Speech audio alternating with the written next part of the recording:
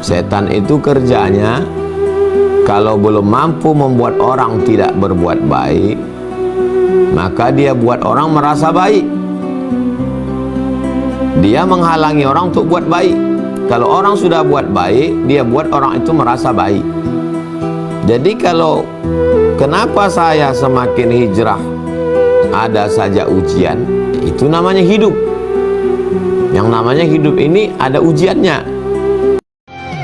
Orang yang tidak pernah sholat tapi sehat, orang yang tidak pernah sedekah tapi rezekinya murah, orang yang tidak pernah bersimpuh sujud tapi umurnya panjang, itu sebenarnya bukan nikmat, itu adalah istidraj, azab yang tertunda.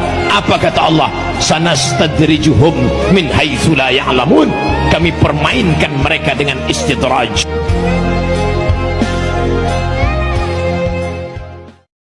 Meminta maaf bukan kehinaan.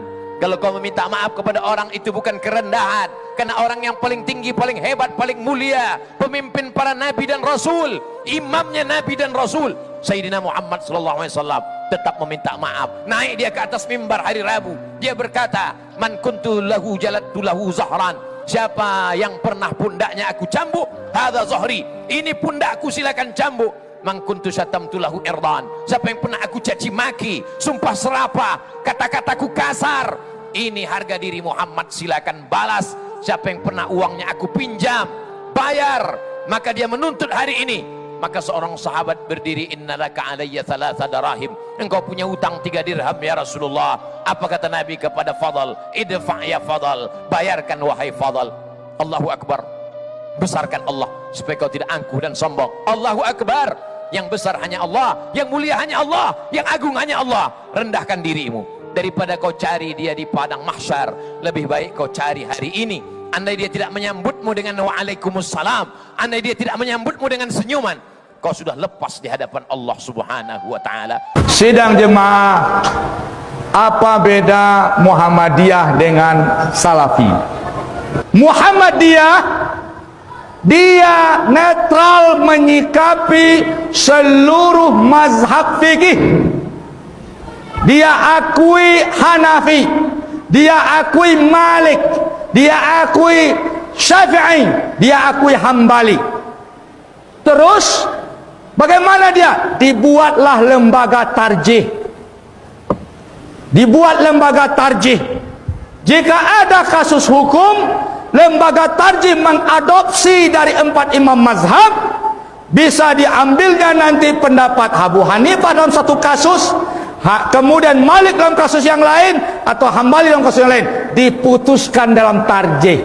Maka Muhammadiyah, ahlu sunnah wal jamaah, pengikut salafus saleh, pengikut mazhab yang 4.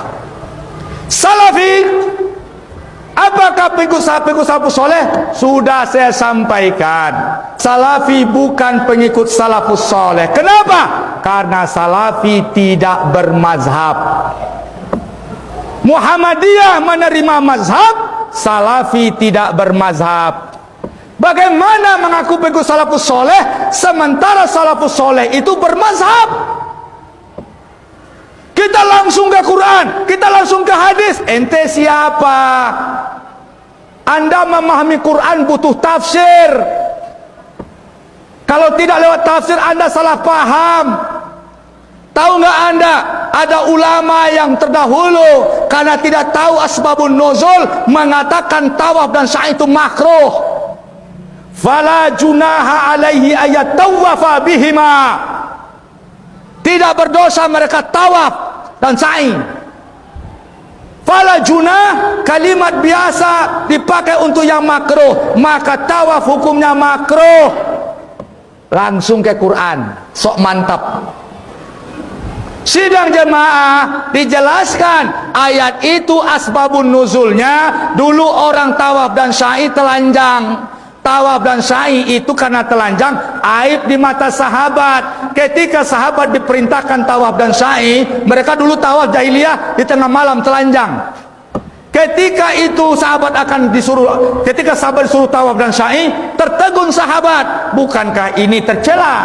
Turunlah ayat, fala junah, tidak berdosa, lakukan. Sidang jemaah, kita ini butuh guru hadis. Bin Bas, Albani, ini Albani, hukum mengambil anak. Kalau seseorang ingin mengambil anak dijadikan muhrim, dia harus menyusui anak itu. Seorang ibu menyusui anak supaya jadi anak susuan. Jumhur ulama, umur susuan itu 2 tahun. Jika anak menyusu di usia susuan 2 tahun kepada seorang wanita, maka dia setelah menyusu jadi anak susuannya, muhrimnya. Tapi Albani mengatakan boleh menyusu di usia remaja dan dewasa. Nauzubillah. Perlu kita berguru. Guna guru itu membimbing kita.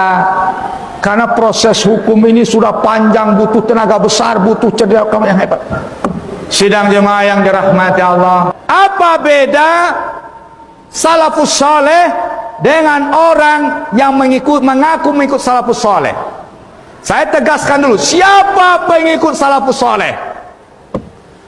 Pengikut salafus saleh, penganut mazhab Hanafi, penganut akidah Ahlus Sunnah, Ahlul Hadis, kemudian Asy'ari, Maturidi, mereka pengikut salafus saleh. Pengikut Syafi'i, pengikut salafus saleh. Pengikut Hambali, pengikut salafus saleh. Kita semua pengikut salafus saleh. Ada orang mengklaim dia saja pengikut salafus saleh, tapi dia tidak bermazhab.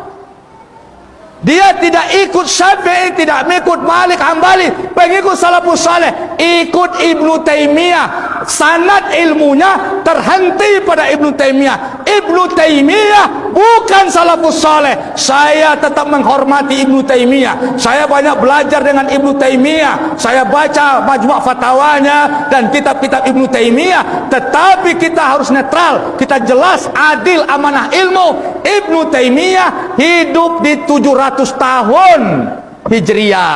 Dia bukan salafus saleh. Jadi kalau ada orang mengaku pengikut salafus saleh, sanad ilmunya terhenti pada Ibnu Taimiyah, dia bohong, bukan pengikut salafus saleh. Semoga ada kesadaran. Kita Indonesia mayoritasnya bermazhab Syafi'i, dan seluruh pengikut imam mazhab yang berempat adalah pengikut salafus saleh. Di mana batasan bid'ah secara sederhana dan global, selagi ada dalam mazhab yang empat, mazhab Hanafi, Malik, Syafi'i, Hambali, maka itu ijtihad dan itu bukan bid'ah.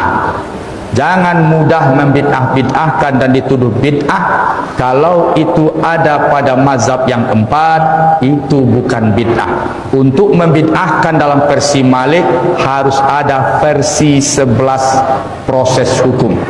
Berdalil yang orang yang menggampang membid'ahkan dengan alasan definisi bid'ah pada Ibnu Taimiyah. Tapi dia tidak baca dawabit bid'ah menurut Ibnu Taimiyah. Ketika Anda akan memakai bid'ah, ada 12 dawabit oleh Ibnu Taimiyah.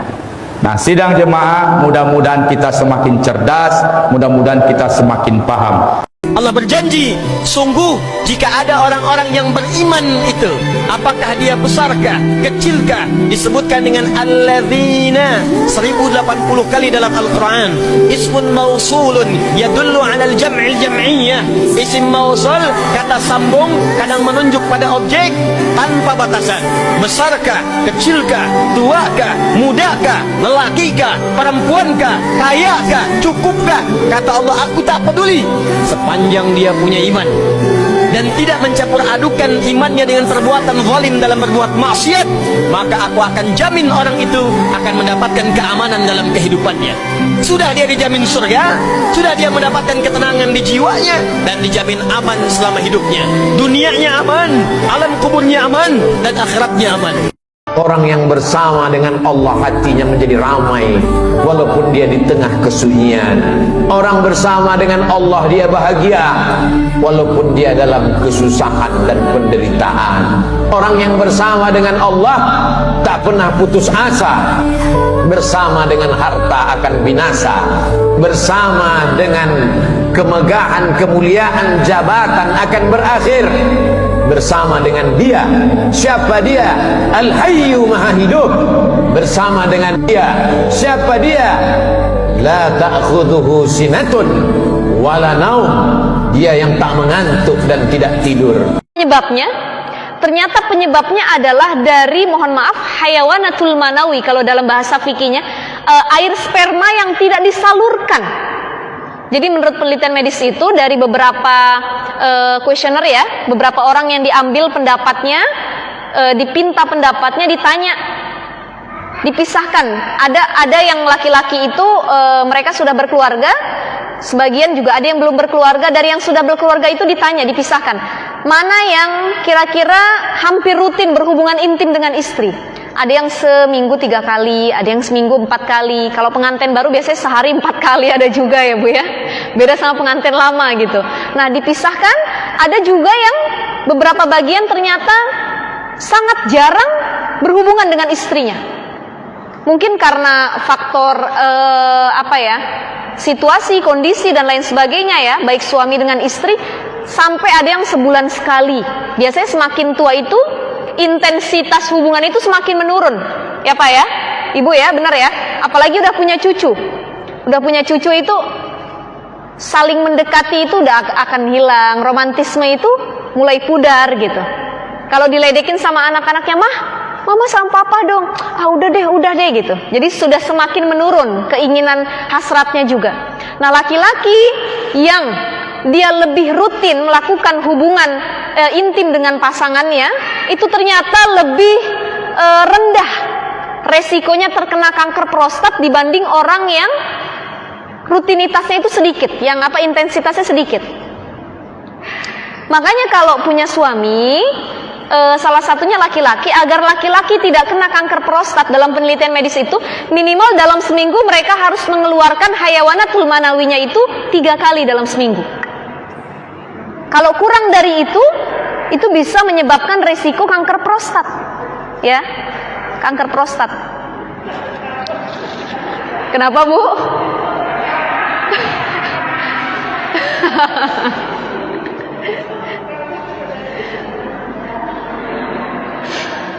Beda kalau ibu-ibu sama bapak-bapak ya.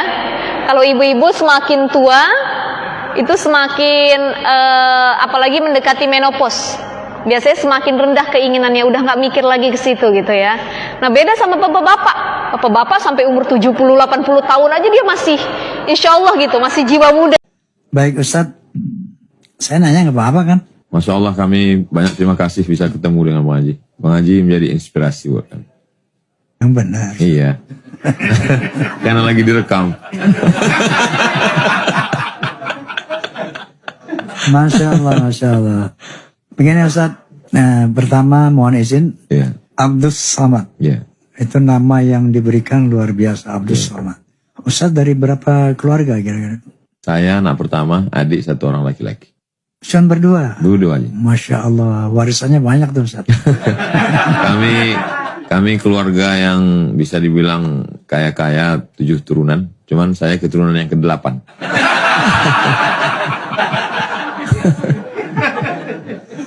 Masya Allah. Kita dulu pernah memiliki Kiai Haji Zainuddin Amzad Rahimahullah. Al-Maghfurullah, amin. Nah sekarang kita melihat UAS. Itu seperti sosok yang hadir menggantikan almarhum Zainuddin Amzad. Tapi ada, mohon maaf saya potong Bang Haji. Ada yang bilang, katanya kalau almarhum Kiai Haji Zainuddin Amzad itu dia penuh dengan karisma. Jadi kalau dia ngomong itu teatrikal. Kalau Abdul Somad itu lebih pada seperti ngobrol aja, dialog. Yang ngomong gitu Pak Anies Baswedan. Anies bukan Ani.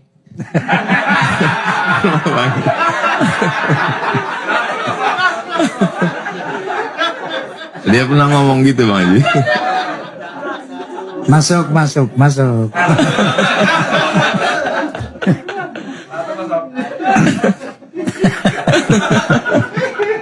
Oke, jadi menurut beliau Iya. beda gitu. Beda. Oh enggak, saya berlawanan dengan Anies, bukan Ani. Iya. Kalau menurut saya dalam konteks secara teatrikal, antum memiliki itu, Ustaz, ya. Maka saya berani mengatakan bahwa antum itu sebetulnya betul-betul penerus lah. Walaupun bukan saya katakan apa ya, duplikasi, tidak. Tetapi dalam konteks kemasyhuran, dalam konteks ilmu barangkali berkurang berlebih ya. Tapi kalau Kiai Zainuddin bukan profesor, antum profesor. Beliau di atas profesor. Beliau di atas profesor. Saya hanya puas Tawadu ini. ujian akhir semester. Memang kalau orang tinggi merendah. Kalau orang rendah sok tinggi biasanya. Masya Allah Bang Haji. Insya Allah. Saya ketemu dengan tokoh banyak juga, tapi ketemu dengan Bang Haji ada perasaan yang berbeda. Saya kembali ke masa kecil saya. Dulu ketika masih kecil di kampung, kalau ada layar tancap filmnya Bang Haji, kalau Bang Haji kalah dipukul nangis. Gitu. Makanya saya kembali ke masa lalu. Andai orang tua saya masih ada, dia pasti senang sekali melihat Termasuk saya. Anda nangis waktu itu maksud saya? Iya, kami nangis kalau Bang Haji kalah. Berdoa, ya Allah menangkan Bang Haji ini. Karena dia pembela kebenaran di situ kan. Masya Allah. Masya Allah. Cuman waktu itu kita nggak bisa ngobrol karena banyak sekali mak-mak garis keras.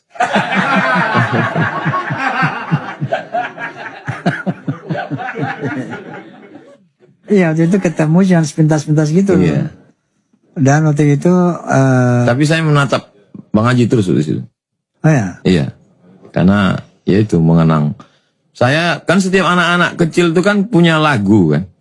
Anak ini lagunya ini, anak ini lagunya ini. Jadi saya penasaran, anak saya nyanyi, saya tanya almarhumah mak saya. ya. Mak, dulu aku waktu kecil lagunya apa? Kata dia, kau waktu kecil nyanyi itu sampai keluar leher.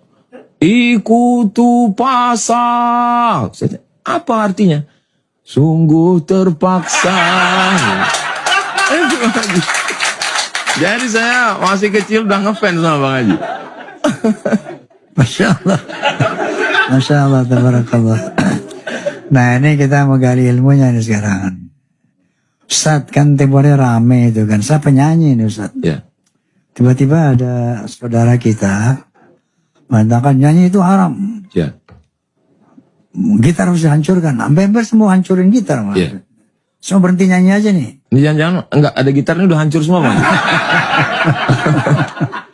Barangkali saya bisa menjelaskan mengenai musik haram itu seperti apa. Walaqad zayyana as-samaa'a ad-dunya bizinatinil kawakib. Kami hiasi langit ini dengan perhiasan bintang gemintang. Kata Syekh Yusuf Al-Qardawi, kalau mata begitu nikmatnya melihat bintang, maka telinga juga perlu sesuatu yang nikmat. Apa itu? Suara yang indah. Ya. Kalau sudah tiada. Itu kan ada sesuatu yang indah di telinga kita. Masya Allah. Dan para imam-imam itu menampilkan suaranya dalam lantunan lagu. Sika, Nahawan, Jaharka, Ras dalam lagu. Jadi saya nggak ngerti lagu. Saya tanya itu salah seorang imam juara musabaqah tilawatil Quran di Rokan Hulu Riau. Saya tanya, Ustadz, itu Imam Masjidil Haram kalau nyanyi ada lagunya nggak kalau sholat? Baca Fatihah. Ada, kata dia. Alhamdulillahirabbil alamin. Ar-Rahmanir Rahim. Itu ada lagunya. Kalau kita baca Fatihah nggak pakai lagu gimana? Alhamdulillahirabbil alamin. Itu bukan ngaji, itu ngamuk. Jadi dalam keindahan itu justru kadang hidayah itu masuknya lewat yang indah-indah itu. Makanya kalau perdebatan itu begitu panjang, saya selalu cut saja langsung dengan Fiqhul Aghani wal Musiqa, fikih musik yang ditulis oleh Syekh Yusuf Al-Qardawi. Kesimpulannya dia katakan al-ghina mithlul kalam. Lagu itu sama seperti omongan. Kalau maknanya baik, mengajak kepada dakwah, ya baik. Tapi kalau maknanya jelek, mengajak pada perbuatan maksiat. Saya lahir di Kabupaten Labuan Batu Utara. Jadi lebih dekat saya jalan itu dari Kabupaten Asahan. Karena kalau mutar dari Aikanopan itu terlalu jauh. Kampung saya itu adalah orang-orang yang paling cinta tanah air. Saking cintanya kami dengan tanah air, jalan kami pun tanah berair. Nah, itulah kami orang-orang cinta tanah air. Kenapa kalian masih hidup? Oh, karena rajin makan 4 sehat 5 sempurna. Berapa banyak orang habis olahraga sakit jantung mati. Lalu kenapa masih hidup? Karena Allah ingin kalian menjadi baik, dan dunia ikut menjadi baik karena kehadiran kalian. Alladzi khalaqal mauta, Allah yang menciptakan mati, wal hayata, Allah yang menciptakan hidup. Ada yang dikasih hidup, ada yang dikasih mati. Kenapa Allah beri kalian hidup? Liyabluwakum ayyukum ahsanu amala, karena Allah ingin melihat siapa yang paling baik amalnya, dan kalian lulus sampai hari ini. Alhamdulillahirabbil alamin, wassalatu wassalamu ala asyrafil khalqi ajma'in, sayyidina wa maulana wa syafi'ina wa zuhrina wa qurrati a'yunina Muhammadin wa ala alihi wa sahbihi wa man da'a bi da'watihi wastanna bi sunnatihi ila yaumi liqa'i rabbih. Subhanaka la ilma lana illa ma 'allamtana innaka antal alimul hakim. Rabbi shrah li sadri wa yassir li amri wa hlul 'uqdatam min lisani yafqahu qawli. Saya lahir di Kabupaten Labuan Batu Utara. Jadi lebih dekat saya jalan itu dari Kabupaten Asahan. Karena kalau mutar dari Aikanopan itu terlalu jauh. Kampung saya itu adalah orang-orang yang paling cinta tanah air. Saking cintanya kami dengan tanah air, jalan kami pun tanah berair. Nah, itulah kami orang-orang cinta tanah air. Kenapa kalian masih hidup? Oh, karena rajin makan 4 sehat 5 sempurna. Berapa banyak orang habis olahraga sakit jantung mati. Lalu kenapa masih hidup? Karena Allah ingin kalian menjadi baik, dan dunia ikut menjadi baik karena kehadiran kalian. Alladzi khalaqal mauta, Allah yang menciptakan mati, wal hayata, Allah yang menciptakan hidup. Ada yang dikasih hidup, ada yang dikasih mati. Kenapa Allah beri kalian hidup? Liyabluwakum ayyukum ahsanu amala, karena Allah ingin melihat siapa yang paling baik amalnya, dan kalian lulus sampai hari ini. Alhamdulillahirabbil alamin, wassalatu wassalamu ala asyrafil khalqi ajma'in, sayyidina wa maulana wa syafi'ina wa zuhrina wa qurrati a'yunina Muhammadin wa ala alihi wa sahbihi wa man da'a bi da'watihi wastanna bi sunnatihi ila yaumi liqa'i rabbih. Subhanaka la ilma lana illa ma 'allamtana innaka antal alimul hakim. Rabbi shrah li sadri wa yassir li amri wa hlul 'uqdatam min lisani yafqahu qawli. Banyak yang mengatakan bahwa perempuan yang baik akan diberikan laki-laki baik. Ini pasti komplain, kenapa lakinya nggak baik? Saya seorang pendosa lantas mengagumi seorang perempuan yang baik akhlaknya, kuat imannya. Apakah pantas orang seperti saya berharap kepada wanita yang baik tersebut? Why not?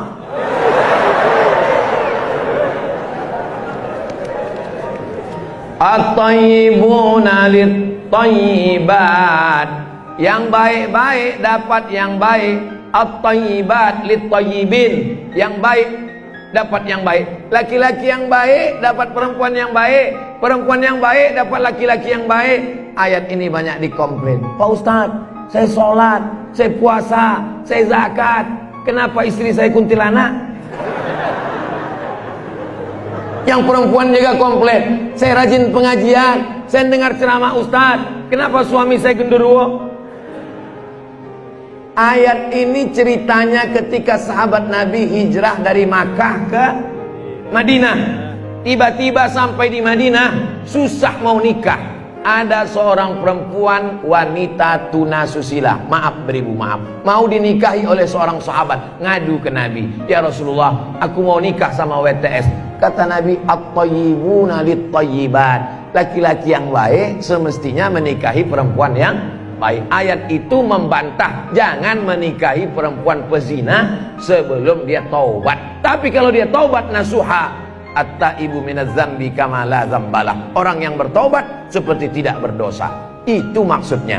Jadi kalau ada ibu baik, suaminya tak baik, itu ujian. Ibu sedang diuji dengan suami. Kalau ada suami yang baik, istrinya tak baik, itu pun ujian. Maka semua ini ujian. Sampai ujian macam-macam. Suami baik, istrinya baik, anak tak baik. Suami baik, istri baik, anak baik, menantu tak baik. Suami baik, istri baik, anak baik, menantu baik, cucu hantu. Suami baik, istri baik, anak baik, menantu baik, cucu baik, tetangga resek. Jadi hidup ini tidak pernah selesai. Orang yang mengatakan hidupnya selesai, berarti dia sudah mati sebelum waktunya.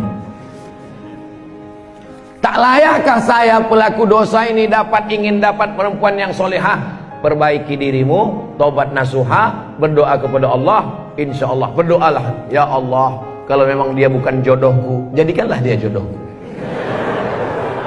Kalau dia sudah punya calon, matikanlah calonnya. Jangan, tidak boleh. Maulaya salli wa sallim daiman abada ala habibika khairil khalqi kullihim, ya Rabbi bil Mustafa balligh maqasidana waghfir lana ma madha ya wasi'al karami. Maulaya salli wa sallim daiman abada ala habibika khairil khalqi kullihim, Muhammadun sayyidul kaunaini wal thaqalaini wal fariqaini min arbin wa min ajami. Sakit kan ke rumah sakit Pak Ustaz? Betul. Sakit kan pergi pakai akupunktur, tusuk pakai jarum? Betul. Sakit kan kami pergi ke pengobatan alternatif dukun? Jangan. Man atakahinan, siapa yang datang ke dukun, fasaddaqahu bima yaqul, percaya pada cakap dukun, falam tuqbal lahu salatun arba'ina yauman, tak diterima solatnya 40 hari 40 malam. Yang sudah pergi ke dukun, pergi lagi, sampaikan ceramah hamba ke dukun. Assalamualaikum Pak Dukun. Waalaikumsalam. Ini mungkin kunjungan saya terakhir. Kenapa? Ini ada ceramah dari Ustaz Somad, dijuikan.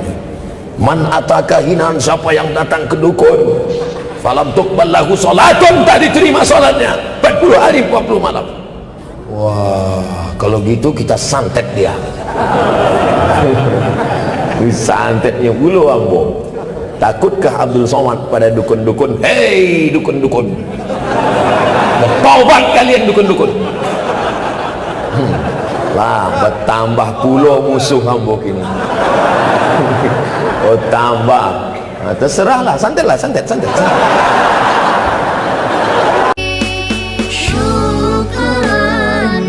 Syukran wahai guruku,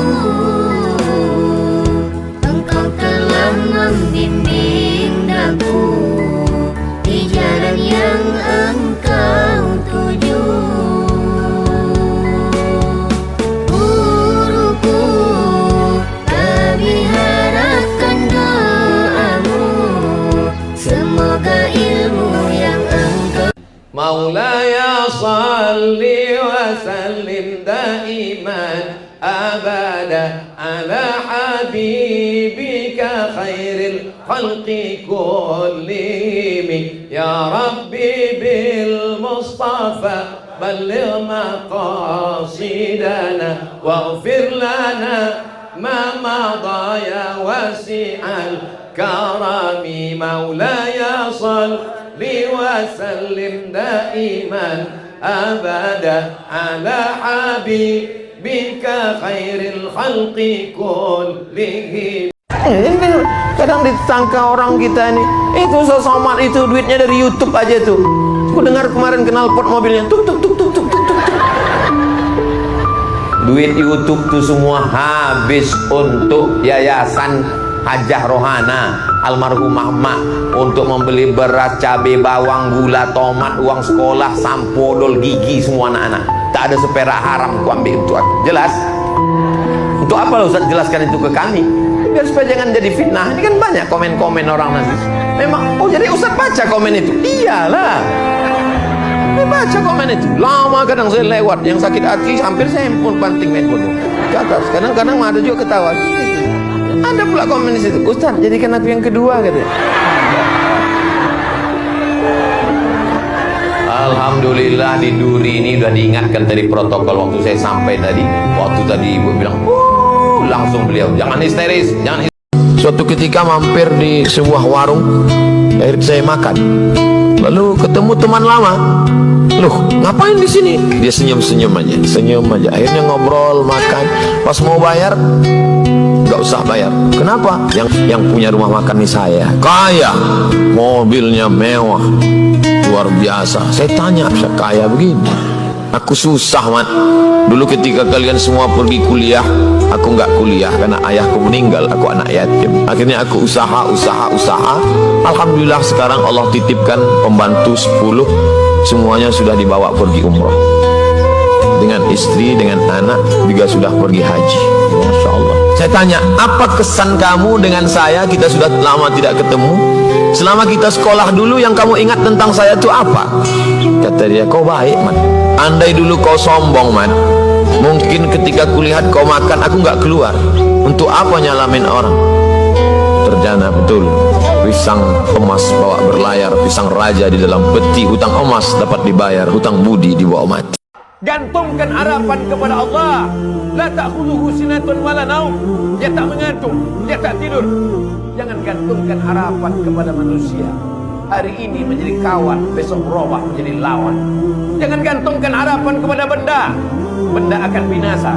Jangan gantungkan harapan kepada kuasa. Kuasa akan sirna. Gantungkanlah kepada Dia. Siapa Dia? Allah. Adakah Tuhan selain Dia? La ilaha illa huwa. Hidupkah Dia? Dia tidak hanya hidup, Dia maha hidup. Al-Hayyu. Apakah Dia mengatur setiap gerak langkah hidup kita? Al-Qayyum. Dia bukan pabrik kursi yang setelah pabrik kursi mencetak lalu kemudian tidak tahu di mana letak berada. Dia bukan pabrik karpet, setelah karpet dicetak, dijual, tak tahu di mana berada.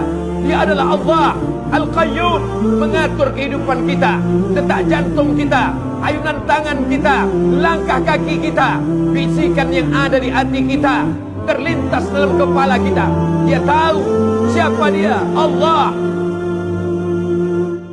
Silakan sombong, silakan angkuh, silakan kau buat dosa. Isma syi'ta, hidup sesuka hatimu. Fa innaka mayyit, tapi ingat, kau akan mati, kau akan jadi bangkai, kau akan jadi mayat. Manusia ini aneh. Hari kemarin dia sperma, hari ini dia menjadi manusia, besok dia akan menjadi bangkai, tapi sombongnya luar biasa. Isma syi'ta, hidup sesuka hatimu. Fa innaka mayyit, tapi kau akan mati menghadap Allah. Isma syi'ta, hidup sesuka hatimu. Mau dengan cara Fir'aun, mau dengan cara Qarun, mau menjadi sekuler, mau menjadi liberal, mau menjadi penipu, mau menjadi pembohong, mau menjadi koruptor, hidup sesuka hatimu. Tapi nanti kau akan mati, masuk ke liang lahat, kau akan berhadapan dengan mungkar nakir, kau akan diseret ke neraka jahanam. Apa hukumnya kalau setelah wudhu kita tidur? Kalau tidurnya duduk, tak bersandar, maaf cakap, dua alas bawah duduknya itu rapat, duduk dia sampai meleleh air liur berkeruh pun tak batal. Tak batal. Tapi kalau udah telungkup ke depan, batal. Kenapa batal? Karena lepas dia di belakang. Ikatan itu lepas. Push. Kalau rapat duduknya tak batal. Kalau sudah bersandar atau telungkup ke depan, batal. Jadi tidur. Saya Pak Ustaz berbaring. Baring pula. Batal. Nah, maka kalau sekedar duduk antum hari Jumat tak tahan duduk. Allahu Akbar, Allahu Akbar. Lalu kemudian dibangunkan kawan. Datang satu, kau udah tidur, batal. Bilang sama dia, nanti kita bahas habis sholat. Tak cukup waktu, tak cukup, dah komat, nanti ku jelaskan. Tak batal. Kuncinya pada duduk. Jangan bersandar, jangan telungkup, jangan bersandar, jangan berbaring. Kalau berbaring, batal. Kenapa? Karena tak sadar dia angin itu keluar. Ragu saya Pak Ustaz, saya duduknya udah rapat, tapi saya ragu keluar atau tidak. Maka yang dipegang keluar atau tidak? Tidak. Al-yaqinu la yuzalu bisyak. Keyakinan tak bisa dihilangkan dengan keraguan. Yakinnya mana? Suci. Ragunya mana? Kentut. Yakinnya tak bisa dihilangkan oleh ragu. Yakin bahwa tak ada kentut. Kata setan, kau kentut, kau kentut, kau kentut. Tidak setan, karena aku tak bergeser. Tapi tak bisa begitu kalau udah berbaring. Kalau udah berbaring tak bisa begitu. Dia yang bisa yakin itu kalau cukup syarat. Kalau tak cukup syarat, lepas. Itulah perlunya ilmu. Semua kawan mengatakan batal, semua orang mengatakan batal, tapi ilmu mengatakan tak batal. Mana yang betul? Ilmu. Itulah pentingnya berilmu. Makanya ngaji. Kalau diikutkan cakap orang, oh kau tadi batal, sedang air liur kau aja keluar, apalagi kentut, kata dia. Mana bisa dikiaskan air liur sama kentut? Air liur itu kan tak terkunci mulut. Kalau di bawah terkunci, ada kunci. Ini kiasnya, pakainya kias. Kias kau tak berlaku, kias kau kias ma'al farik. Rupanya ada makna lain sekarang.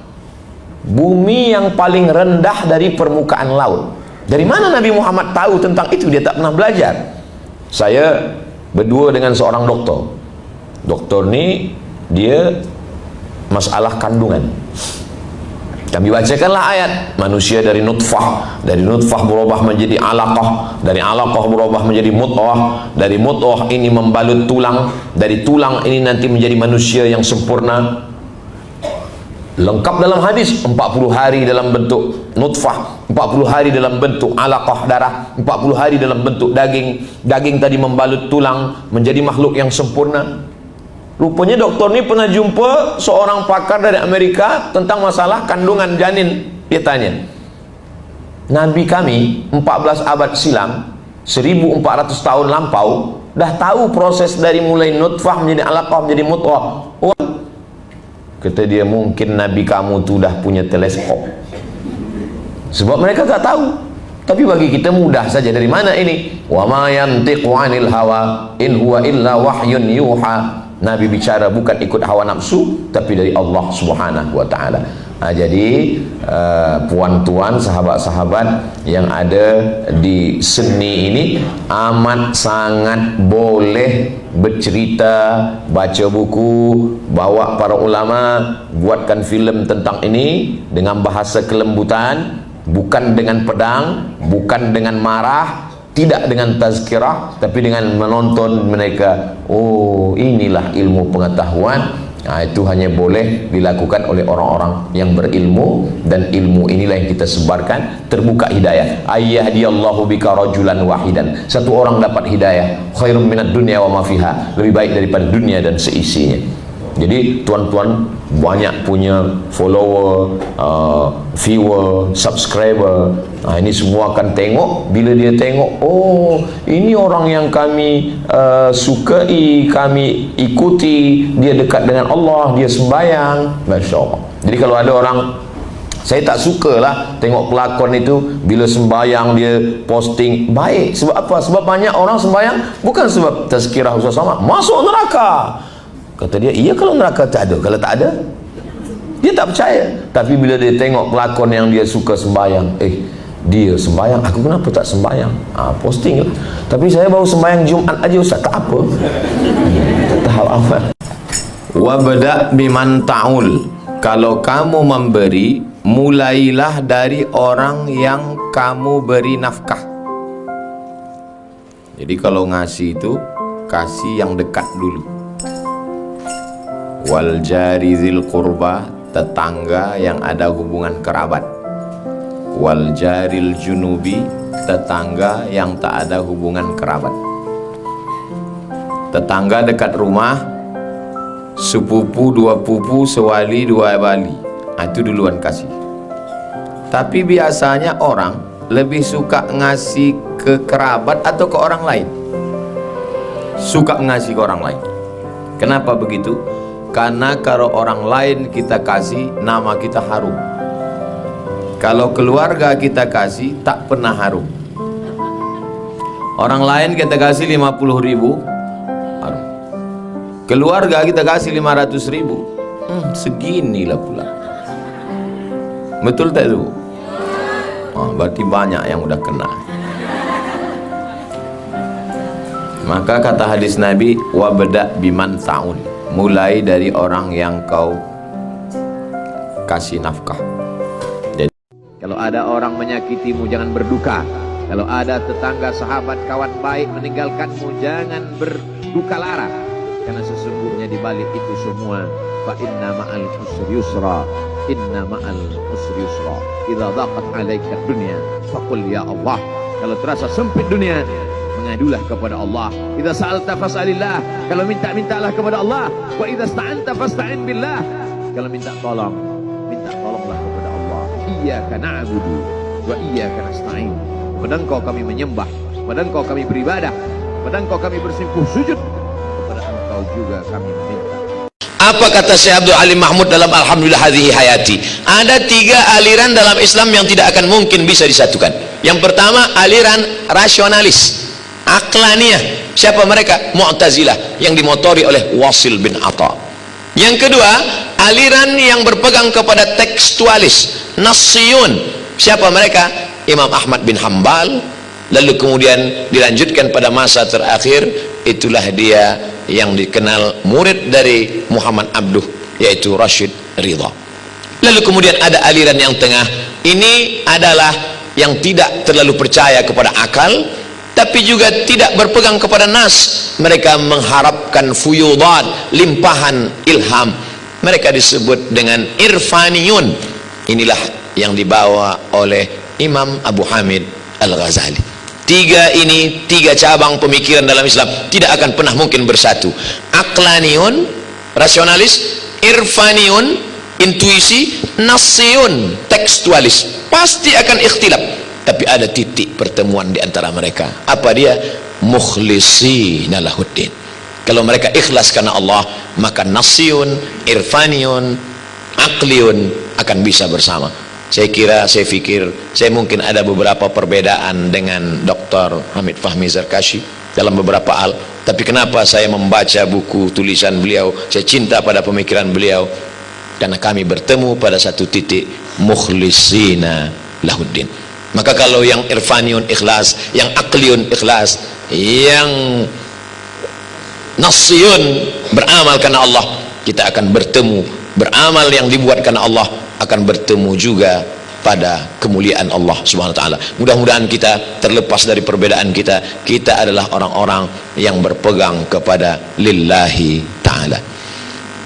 Miskin kau di dunia, susah kau di dunia, jangan bersedih karena kesusahanmu akan berakhir dengan kematian. Betul. Melarat kau di dunia, jangan bersedih karena melaratmu akan berakhir begitu ruh keluar dari jasad. Tapi kalau kau kafir di dunia, walaupun kau kaya, kafirmu tidak akan selesai dengan kematian. Karena kalau kau mati kafir, neraka jahanam sudah menantimu, diletakkan kerikilnya di tapak kaki, mendidih otak di kepala. Saya kalau berdoa singkat 10 dapat semuanya.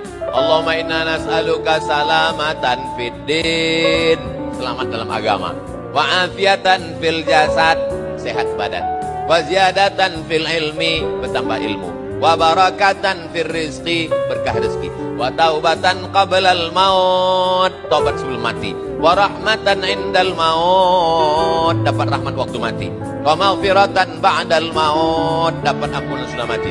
Allahumma hawwin alaina fi sakaratil maut, ringan waktu sakaratul maut, wan najata minan nar, selamat dari api neraka, wal afwa indal hisab, dimaafkan ketika amal dihitung dihisab. Habis itu baru doa untuk orang tua, Rabbi firli wali walidayya warhamhuma kama rabbayani shaghira, doa untuk anak, Rabbi habli minas sholihin, baru doa sapu jagat fid dunya hasanah wa fil akhirati hasanah wa qina azabannar, tutup Al-Fatihah, selesai.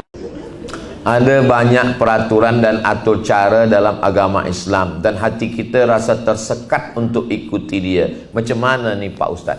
Bila kita belum masuk, kata setan, Islam ni susah lah. Dia mesti mandi, mesti wudu, mesti tayamum, ada pula sembahyang subuh, zuhur, asar, maghrib, isya. Setan memang macam itu. Bila kita dah sembahyang, setan akan risaukan fikiran kita dalam sembahyang itu. Bila kita dah selesai sembahyang, dia akan tak pernah berhenti. Ini memang kerja setan. Setan belum pension lagi. Ya, jadi memang la atiyannahum min baini aydihim, aku akan datang dari depan, wa min khalfihim, dari belakang, wa an aymanihim, dari kanan, wa an syama'ilihim, dari kiri, alladzi waswisu fi sudurin nas, waswisu, berbisik-bisik. Ini memang udah kerja setan. Kita lawanlah itu. Semua aturan yang ada dalam Islam ini, itu semuanya untuk kita, bukan untuk Allah Subhanahu wa taala. Bersih. Jadi rupa-rupanya orang-orang yang bersih itu, bila dia pergi ke restoran, dia basuh tangan, dia basuh muka. Naik pesawat terbang, dia duduk di kelas eksekutif, tak lama datang pramugari membawa sapu tangan basah yang dengan air suam panas, dia basuh muka. Saya bila dia bagi tuala tu, saya tak basuhkan. Saya tak ke muka saya. Terbayang saya, ini dah ke muka berapa orang. Tapi bukan saya nak suruh puan-tuan ikut saya, pikiran saya saja. Ini bersih. Artinya apa? Rupanya mereka basuh tangan, basuh muka, basuh tangan, basuh muka. Siapa yang mengajarkan basuh tangan, basuh muka? Lebih daripada itu 14 silam. Basuh muka, basuh tangan, kepala, telinga, kaki, lebih lengkap dan sempurna Islam. Jadi nanti mereka setakat sekarang ni baru basuh muka, basuh tangan. Mungkin 100 tahun lagi baru dia kepala, telinga dan kaki. Proses dalam Islam yang luar biasa. Saya jumpa dengan doktor. Kata doktor ni, Ustaz Somad, ini badan kita ni ada lubang. Bila kita nak masukkan makanan, masuk lubang dulu. Bila nak masuk angin, ada lubang kulit. Tapi tulang tak ada lubangnya. Jadi macam mana tulang ni boleh makan? Banyak bergerak. Macam mana kita banyak bergerak? Itulah orang ada maraton, ada exercise, ada macam-macam. Dia berlari, macam-macam. Tapi kita orang Islam, dia bergerak. Tegak, ruku, sujud. Macam mana tulang leher boleh makan? Qabliyah subuh. Assalamualaikum warahmatullahi wabarakatuh. Assalamualaikum warahmatullahi wabarakatuh. Qabliyah subuh, sembahyang subuh. Qabliyah zuhur, zuhur. Ba'diyah zuhur. Qabliyah asar, asar. Qabliyah maghrib, maghrib. Ba'diyah maghrib. Qabliyah isya, isya. Ba'diyah isya. Tahajud, witir, duha, isyraq, awabin. Sehat wal afiat. Jantung kita di bawah, otak kita di atas. Berat darah ni naik dari jantung ke otak sebab dia mendaki ke atas. Maka dibantu dengan sembahyang. Mana kita bersujud, berapa kali kita sujud dari mulai subuh hinggalah malam. Maka saat itu turunlah darah membawa oksigen turun ke otak, maka sehat wal afiat. Nanti orang baru sadar, oh ini rupanya hikmah rahsia daripada ajaran Islam membuat orang sehat. Tapi kenapa orang Islam sakit? Sebab dia sujud tak sempat darah tu sampai ke otak. Baru sampai ke tengkuk dia tegak lagi. Kata darah ni, apa ni, serius ni kita ni. Aku belum sampai lagi, kata dia. Jadi rahsia-rahsia semua dalam Islam ni tentang kebersihan, tentang kesihatan. Tapi bukan maknanya kita sembahyang, kita kata aku sembahyang zuhur supaya leher sehat, jantung sehat, kepala sehat. Nah, kita tetap lillahi ta'ala. Sihatnya itu adalah hadiah daripada Allah subhanahu wa ta'ala. Memang kita tengok Islam ni banyak betul aturan, tapi bila kita amalkan, itu semuanya kembali kepada kita semua. Islam agama yang amat sangat detail, sampai yang kecil-kecil dia uruskan semuanya. Itu semua untuk kebaikan manusia, sebab ini datang daripada Allah subhanahu wa ta'ala. Yasin wal Qur'anil Hakim innaka laminal mursalin ala siratim mustaqim tanzilal azizir rahim, dari Allah subhanahu wa ta'ala. Apa kata Syekh Abdul Alim Mahmud dalam Alhamdulillah Hadhihi Hayati? Ada 3 aliran dalam Islam yang tidak akan mungkin bisa disatukan. Yang pertama, aliran rasionalis, aqlaniyah. Siapa mereka? Mu'tazilah, yang dimotori oleh Wasil bin Atha. Yang kedua, aliran yang berpegang kepada tekstualis, nassiyun. Siapa mereka? Imam Ahmad bin Hambal. Lalu kemudian dilanjutkan pada masa terakhir, itulah dia yang dikenal murid dari Muhammad Abduh, yaitu Rashid Ridha. Lalu kemudian ada aliran yang tengah. Ini adalah yang tidak terlalu percaya kepada akal, tapi juga tidak berpegang kepada nas. Mereka mengharapkan fuyudat, limpahan ilham. Mereka disebut dengan irfaniyun. Inilah yang dibawa oleh Imam Abu Hamid Al-Ghazali. 3 cabang pemikiran dalam Islam tidak akan pernah mungkin bersatu. Aqlaniyun, rasionalis; irfaniyun, intuisi; nassiyun, tekstualis. Pasti akan ikhtilaf, tapi ada titik pertemuan di antara mereka. Apa dia? Mukhlishina lahuddin. Kalau mereka ikhlas karena Allah, maka nassiyun, irfaniyun, aqliyun akan bisa bersama. Saya fikir saya mungkin ada beberapa perbedaan dengan Dr. Hamid Fahmi Zarkashi dalam beberapa hal, tapi kenapa saya membaca buku tulisan beliau, saya cinta pada pemikiran beliau, karena kami bertemu pada satu titik, mukhlishina lahuddin. Maka kalau yang irfaniyun ikhlas, yang aqliyun ikhlas, yang nassiyun beramal karena Allah, kita akan bertemu. Beramal yang dibuat karena Allah akan bertemu juga pada kemuliaan Allah subhanahu wa ta'ala. Mudah-mudahan kita terlepas dari perbedaan kita. Kita adalah orang-orang yang berpegang kepada lillahi ta'ala. Alhamdulillah Ustaz sekarang viral, ngetop. Baru tahu dia. Kami bangga memiliki Ustaz dari Riau terkenal, tak hanya di Indonesia, bahkan sampai di Malaysia. Ini tak betul. Masa dia bilang Malaysia? Jepang, Korea. Semalam ada SMS dari Rotterdam. Ustaz, kami dari Rotterdam. Di sini banyak orang menikmati ceramah Ustaz. Saya menerjemahkannya ke bahasa Belanda. Malaysia, kata dia. Sepele. Dengan ini, apakah Ustaz merasa memiliki sifat sombong? Kena 12 pas. Sombong, Masya Allah. Ustaz udah sombong, astagfirullahaladzim. Mudah-mudahan kita diselamatkan dari sifat sombong, Masya Allah. Amin. Bagaimana hukumnya orang menghalalkan musik, sedangkan sudah jelas dalam hadis dikatakan musik itu haram? Mana hadis yang mengatakan musik haram? Tunjukkan sama saya. Mana hadis yang mengatakan musik itu haram?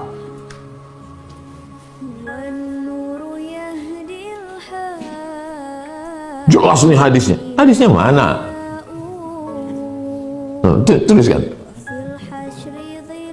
Makanya tak bisa mengambil hukum dari satu metode yang dipakai. Itu namanya metode maudhu'i.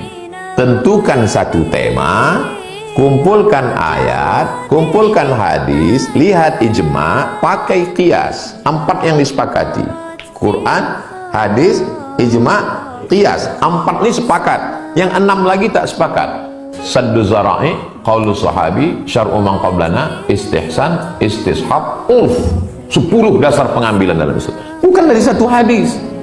Tak bisa kalau diambil dari satu hadis. Nanti kalau antum mengambil hukum dari satu hadis, antum bingung sendiri. Saya mau kasih contoh orang mengambil hukum dari satu hadis. innal mayyita la yu'adzabu bibukai ahlihi. Mayat diazab karena keluarganya nangis. Oh mak, kenapa kau meninggal mak? Mayat diazab karena keluarganya nangis.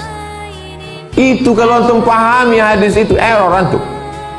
Yang meninggal siapa? Suaminya.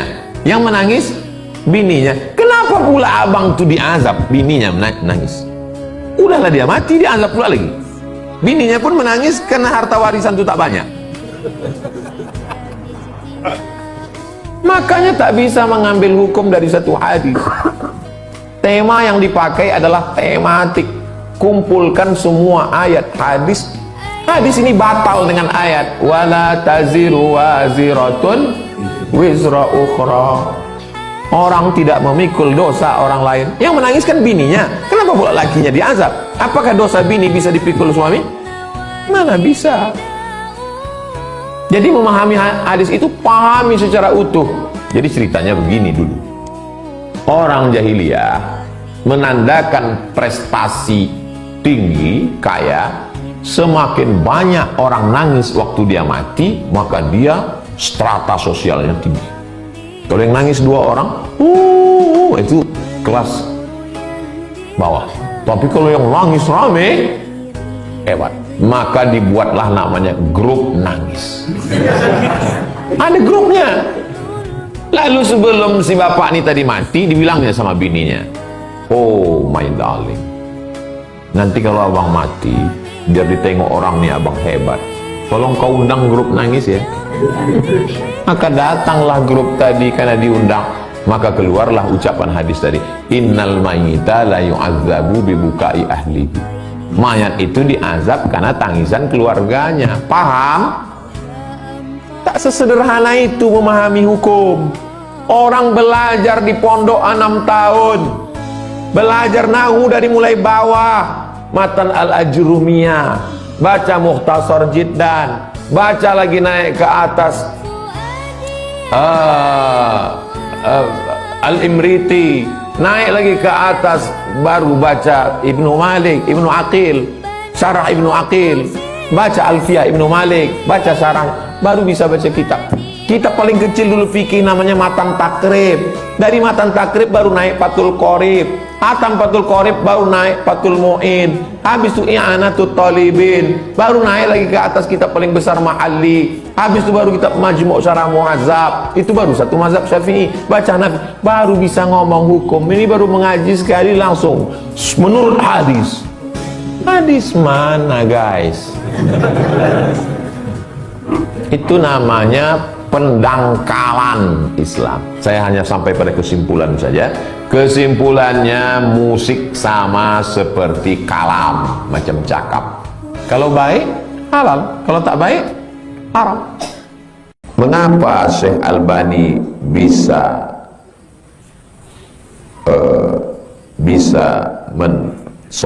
mendhaifkan hadis? Padahal beliau kan lahir di zaman sekarang. Dia meninggal tahun 1999. Coba tulis di Google. Nasiruddin Al-Albani. Kapan dia meninggal? 1999. Bin Baz 1998. Hah? Betul? 1999 meninggal. Kok bisa dia mengatakan ini hadis sahih, ini hadis dhaif? Dia jaga perpustakaan, namanya Perpustakaan Zohiriyah di Damaskus. Ingatannya kuat. Dia orang Eropa. Albani itu Albania. Karena Albania ini dikuasai oleh komunis, bapaknya pindah ke Damaskus. Dia menjaga perpustakaan, dibacanya semua kitab, baca. Syarat hadis sahih itu 5. Yang pertama, ittisalus sanad. Sanadnya bersambung. Jadi tengoknya sanad. Dari mana hadis ini? Bukhari. Bukhari dapat dari mana? Abdullah bin Maslamah. Maslamah dapat dari mana? Nah, dari Malik. Dari sini. Cek. Dari mana bisa tahu ini ketemu dengan ini? Baca kitab tarajim, baca biografi. Kapan lahirnya, kapan meninggalnya. Oh, ketemu. Oh, tak ketemu. Sahih. Dhaif. Itulah kerja dia di perpustakaan. Ternyata beberapa hadis dibilangnya di sini sahih, dibilangnya di sini dhaif. Maka datanglah Syekh Hasan As-Saqaf dari Yordan menulis kitab Tanaqudat Al-Albani Al-Wadihah. Coba tulis. Pakai tulis Arab. Tanaqudat Al-Albani Al-Wadihah. Kontradiktif Albani. 3 jilid.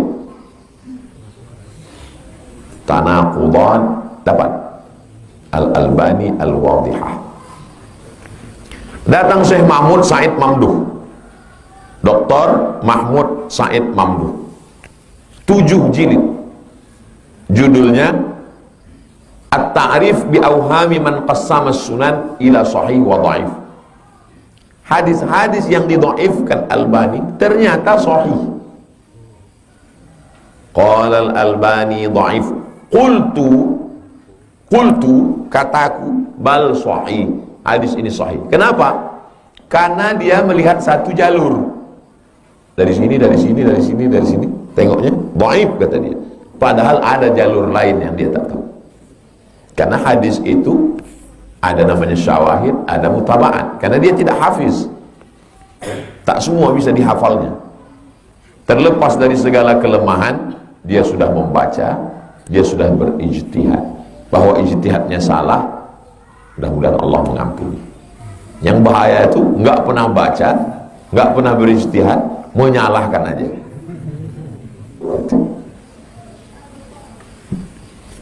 Faham?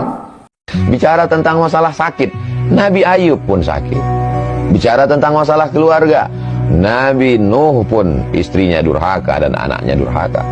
Bicara masalah rezeki, bagaimana sulitnya Nabi Muhammad SAW, bagaimana sulitnya Nabi Ayub, bagaimana sulitnya Nabi Nuh, bagaimana sulitnya Nabi Musa. Sesungguhnya dalam cerita kisah Nabi-Nabi itu Allah ingin mengatakan bahwa kalau kau dekat dengan aku, sakit, sulit, susah tetap ada. Jadi makna sesungguhnya hidup adalah wa ma khalaqatul jinna wal insa illa liya'budun. Ibadah. Ketika sakit itu pun ibadah. Ketika sedang morat-marit itu pun kalau karena Allah maka dia menjadi ibadah. Jangan kita pahami bahwa yang namanya ibadah itu hanya sholat tahajud, sholat witir, sholat duha. Yang namanya ibadah itu hanya baca Quran, baca tabarak, baca yasin, baca fatihah, banyak sholawat. Itulah ibadah. Tidak. Orang yang sakit pun ibadah. Bahkan ibadah yang paling tinggi bukan baca Quran, bukan jihad fisabilillah, bukan sholawat, bukan zikir. Ibadah yang paling tinggi adalah ridha menerima takdir Allah Subhanahu wa ta'ala. Ibadah yang tidak mengeluarkan suara, tidak mengeluarkan energi, tidak mengeluarkan keringat, tidak mengeluarkan darah.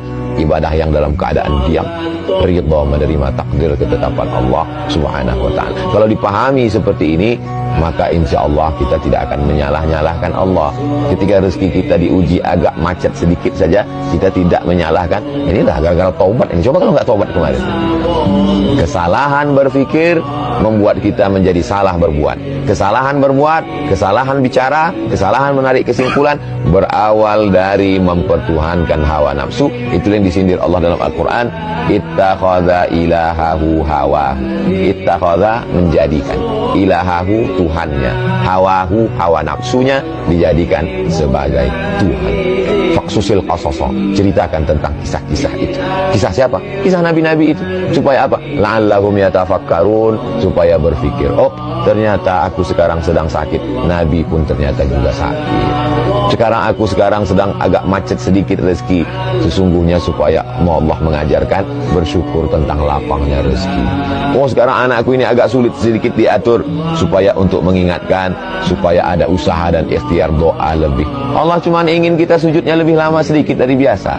Kalau rezeki kita lancar, sujudnya mungkin tasbihnya 3 kali, 1 napas, subhanarabbil a'la wa bihamdihi, subhanarabbil a'la wa bihamdihi, subhanarabbil a'la. Dia buat kita agak sakit batuk sedikit, agak demam sedikit, agak sakit kepala sedikit. Bukan berarti kita lantas curiga ini Omikron sudah sampai. Hanya saja sekedar supaya tasbih kita lebih banyak daripada biasanya, hati kita lebih khusyuk daripada biasanya, munajat kita lebih, bangun kita lebih awal daripada biasanya, duduk kita di masjid mungkin lebih lama daripada biasanya, karena ceramah kadang tidak membentuk, tidak merubah ibadah, tapi ada sesuatu yang bisa merubah ibadah. Itulah tujuan Allah. Tapi puncak dari segalanya adalah supaya kita menjadi hamba Allah, bukan hamba yang lain. Apakah kita harus mempunyai salah satu mazhab? Jadi kok selama ini tak pakai mazhab? Pakai apa? Mari kembali ke Quran dan Sunnah. Emang sanggup?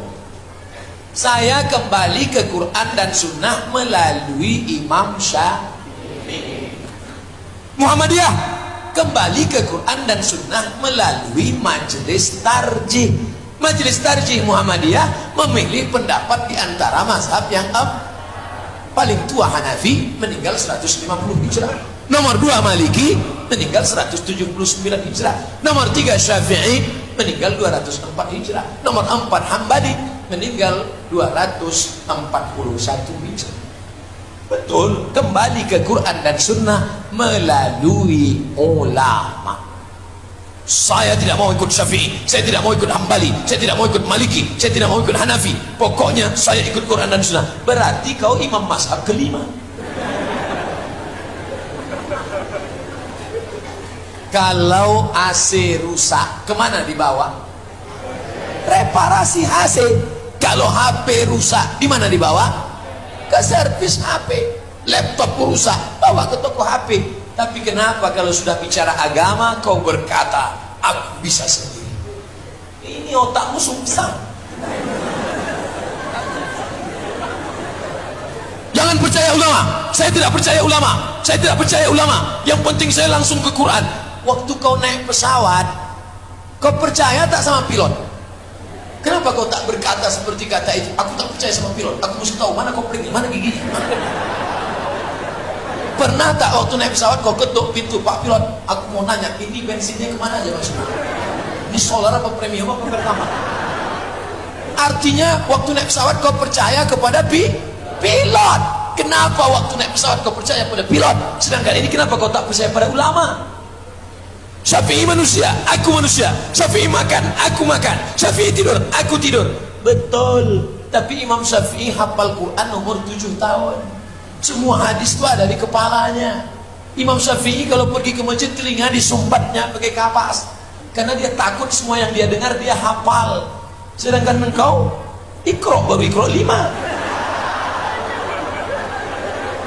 Baca Quran pun pakai huruf Latin.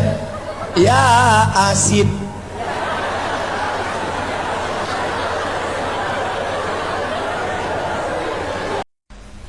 ISIS.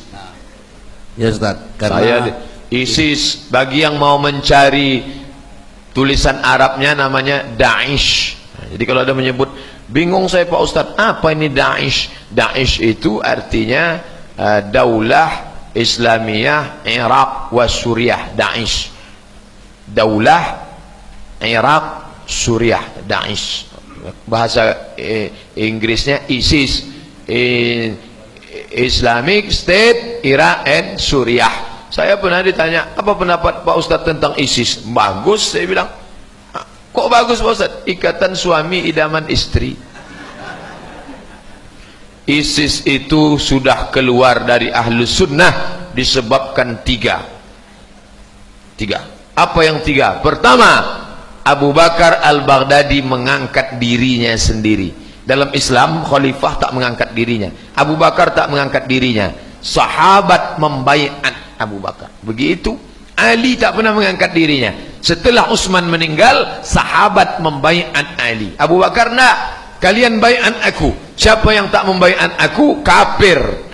Dibacakannya hadis, man mata, siapa yang mati, walaisa fi unuqihi bai'ah, tidak membaiat, mata mitatan jahiliyah, matinya mati jahiliyah. Itu kesalahan fatal dia pertama. Yang kedua, Mereka mengkafirkan semua yang tak sekeyakinan dengan dia. Ini yang disebut dengan keyakinan takfiri. Syiah itu takfiri, ISIS juga sama takfiri. Siapa yang tidak ikut kepada ISIS, kafir, halal darahnya. Maka keyakinan takfiri itu bukan ahlu sunnah. Yang ketiga, cara-cara dia menyiksa itu bukan cara-cara Islam, tapi lebih pada cara-cara yang dilakukan oleh Guantanamo, orang-orang yang pernah dilatih lama oleh tentara Amerika. Maka bukan isu orang mengatakan ini bentukan Amerika, Eropa, Israel. Tapi masalah ISIS jangan baca koran, karena koran itu yang betul cuma dua, harga sama tanggal.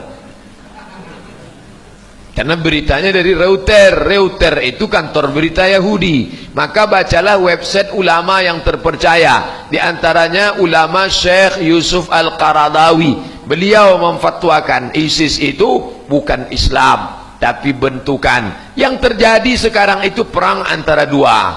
Syiah dengan rezim Bashar al-Assad didukung oleh Iran dan Suriah. Kenapa Iran mendukung? Karena keluarga Assad itu ayahnya namanya Hafiz al-Assad, partainya partai Hizbul Ba'as. Ba'as itu PKI-nya tempat kita. Makanya Suriah itu didukung oleh Rusia. Kemudian didukung oleh Syiah karena dia agamanya Syiah Nusairiyah. Ini Syiah berkonflik dengan ahlu sunnah. Ahlu sunnah itu Jabhah Nusrah. Semua ahlu sunnah bergabung di kelompok ini. Jadi pertempuran itu antara dua, antara Syiah dengan ahlu sunnah. Datang ISIS di tengah abu-abu. Ini yang merusak nih. Akhirnya semua orang yang ke Suriah dituduh bergabung dengan ISIS. Padahal ISIS itu hanya merusak. Jatuh bantuan, jatuh senjata, tiba-tiba bisa jatuhnya ke camp ISIS. Amerika itu bukan bodoh, bisa pula salah jatuh ke bawah. Dia ahli. Oleh sebab itu maka pendapat ulama yang terpercaya, ISIS bukan Islam. Wallahu a'lam bishawab.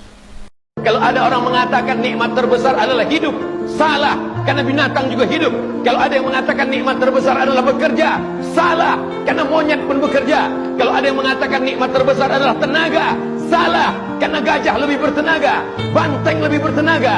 Nikmat terbesar adalah ketika kau takut kepada Allah. Setinggi apapun jabatanmu, sebesar apapun kekuasaanmu, kau tunduk dan patuh. Ketika azan berkumandang, kau tutup tempat belanjamu, kau tutup lokal dan kelasmu, kau datang bersimpuh kepada Allah Subhanahu wa ta'ala. Walaupun negara tidak mengatur itu, tidak ada denda, tidak ada penjara bagi mereka yang meninggalkan salat Jumat. Tapi kau takut bukan karena kekuasaan, kau takut bukan karena rugi, kau takut karena Allah Subhanahu wa ta'ala. Kau besarkan Allah dalam hatimu, maka dunia kecil di pelupuk matamu. Kau besarkan Allah dalam jiwamu, maka dunia ini hampa, tak ada makna. Mengapa Ustaz Somad mengidolakan Bang Haji Bolot? Saya tonton beliau, dia tidak pernah menjatuhkan orang lain, dia menjatuhkan dirinya. Banyak orang sekarang untuk membuat lucu, dia menjatuhkan orang lain, mengejek orang lain, menghinakan orang lain. Ternyata tidak perlu menghina orang lain untuk naik ke atas. Jangan sampai seperti orang membelah bambu, satu diinjak, satu diangkat. Beliau cukup menjatuhkan dirinya, orang tertawa, dan hasil dari perolehannya dia salurkan ke pondok pesantren sehingga banyak yang